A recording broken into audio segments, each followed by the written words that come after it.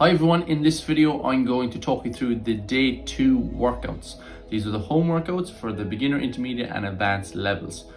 I would strongly recommend watching this video before you get stuck into those workouts because it's going to help you understand what you're looking to achieve during them. So our first exercise is a squat pattern, and with beginners we're starting off with a double leg bodyweight squat. We can squat to a chair or squat to the floor, so a deep squat. We're raising the heels on this one. So on day 1 we had the heels on the floor. This time we're raising the heels, and this should allow you to get a little bit lower. It'll make the movement a little bit more knee dominant, and for anyone who's lacking mobility, particularly around the ankles, it should make it a little bit easier. That progresses then onto a single leg squat to the chair. With this guy, really looking for you to tap the chair and come straight back up. Okay, so that's going to make it a lot harder. If you sit on the chair and take a little rest, it makes it a little bit easier, but if you just tap and go, it's a bit harder. And you can lower that chair, it could be like a small stool, to make it a bit harder again. And then we're progressing on to just a pure single leg squat or a pistol squat. You can leave that leg along the floor before you're able to do it with the leg lifted off the floor. So leaving that leg drag along the floor on the way back up in particular is going to make it a lot easier for you to do those pistol squats if you're doing the advanced program. Exercise A2 is an overhead press. So we're just starting off with some kind of a dumbbell or a candle in this case, or a water bottle to add some resistance. We're in a half kneeling position, neutral position. So when we press overhead, the hand is in this position, and that's just going to be easier on the shoulder. That's going to progress onto an overhead push-up using a chair. And take this guy really slow and really try and just make it easy on yourself when you're first starting off, because it can be very challenging on the shoulders, and there might be a small bit of risk of injury if you push yourself too quickly through these progressions. That progresses on then to doing it without the chair. This one can kind of take a bit of time to get used to, and obviously go slow starting off. But when you're pushing away, you're trying to push away nice and hard, and that'll work the upper pecs and the shoulders as well. Exercise B1 is going to be glute focused. We're going to start people off with a hip bridge and a march. So we're on the floor, we're pushing those hips towards the ceiling, squeezing those glutes as hard as we can, and then we're lifting one leg at a time, just marching on the spot. We should only have the shoulders and the heels in contact with the floor. For intermediates, that's going to progress onto a hip bridge assisted. So we're having our shoulders up on the couch or a chair, full shoulder blade on that chair, and we have one leg with a bend in the knee and one leg straight. So with this exercise, what we're doing is that straight leg is just going to rest on the floor. It's going to make the exercise a little bit easier. We're dropping the hips down towards the floor and bridging up as high as we can, squeezing those glutes at the top.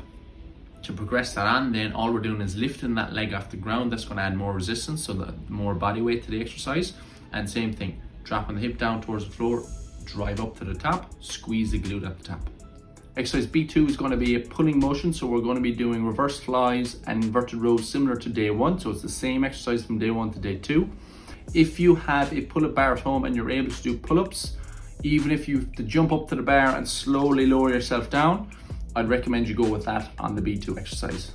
For exercise C1, we're going to be moving laterally. So we're starting off beginners with a lateral lunge. And with this guy, again, you can load something if you want. So you can put something on your chest or a school bag on your back. And you just want to be careful that you don't slide on the floor. So when you lunge, just like don't slide. Progress that on then to these side bridges. Now, these can be quite tough on the groin, so I'd recommend starting into these slow. Try and get the groin warmed up a small bit before you do it. So just kind of small repetitions at the start before you actually go into your long 10-20 second hold, and progress this on then by making a longer lever where you got the heel up on the chair in this case. This exercise, you're looking to keep that body super straight. So from head to knee, keep your body straight if you're doing the intermediate, or from head to heel if you're doing the advanced version. You're going to be doing holds here, so 10 to 30 second holds, and you're going to do maybe up to 3 sets. So judge that yourself. You should just feel that groin working really hard. You can just switch over and back between the two and maybe do 3 in the right, 3 in the left, and then swap over to your other exercise. Supersetted with that, then we've got a bird dog, and here we're looking to work on the core stability and some of the erector spinae, so the muscles up and down your spine. When we're doing this guy, focus on being super stable. Imagine like if you've got a glass of water on your lower back and you don't want that glass to tip. If you want to make it easier, spread out your hands and spread out your legs. That makes it a little bit easier. Whereas if you bring your hands and your knees closer together, it makes it much harder. Those hands should be directly underneath your shoulders, and the knees should be directly underneath your hips. When you reach with that arm, you can squeeze the fist, squeeze the entire arm, squeeze all the muscles in around the shoulder and the back, and that will increase the engagement in the muscles in the spine. In our last superset, we've got some shoulder external rotation. So similar to day one, for the beginner levels, we've got this isometric external rotation where we're putting our hand against the wall and we're pushing. Except instead of having the elbow beside the body, we're just lifting the elbow up away from the body and we're pushing with that fist against the wall as hard as we can, and we're going to be turning the muscles on in the shoulder. So these are going to be our external rotators that we're going to be working on some posterior delts as well. So we can hold that for 10 seconds, 20 seconds and do 2 to 3 of those. For the intermediate and advanced, we're going to be doing a Cuban press, which is going to be external rotation of the shoulder. So lifting that shoulder up, external rotation, and then pressing overhead.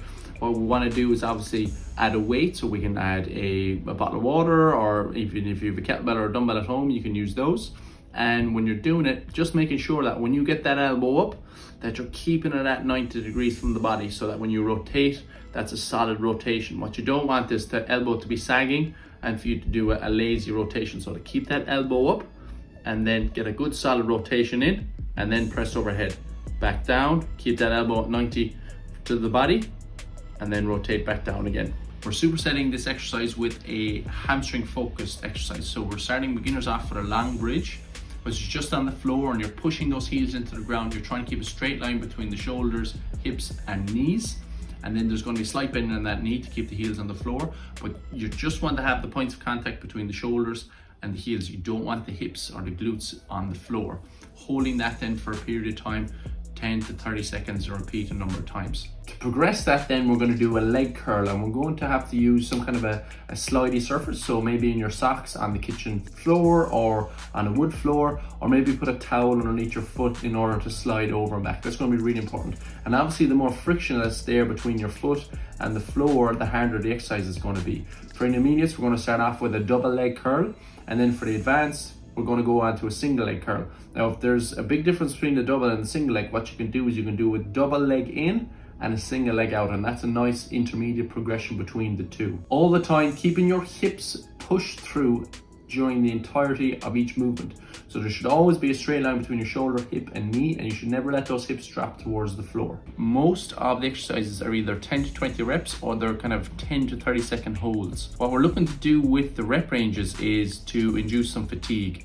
So for some people that's going to be 10 reps, for others it might be even up to 30 reps. But the main thing again is getting towards fatigue. You can add a school bag on your back or on your front with any kind of a weight inside it to make the exercises more challenging. And for the first couple of sets, what we'd like you to do is go maybe 2 to 3 reps from failure. So just right before you're not going to be able to do any more, stop, and then on the last set go for as many as you can. That way then is going to induce that fatigue that's going to help maintain muscle mass whilst you're at home. And if you're worried about losing strength or losing muscle mass whilst you're out of the gym for 2 or 3 weeks, you know, it's not a massive concern, because studies will show that even though you take 2 or 3 weeks out of the gym, if you can do a small bit at home, when you get back to the gym, you're going to make those gains back fairly quickly, and then over the long term it doesn't actually hinder your progress all that much. If you'd like to do an extra bit of core work, mobility, or even high intensity training at home, we'll make separate videos on those. Thank you so much for watching this video, guys. I hope it's been helpful, and I hope your home workouts are going well.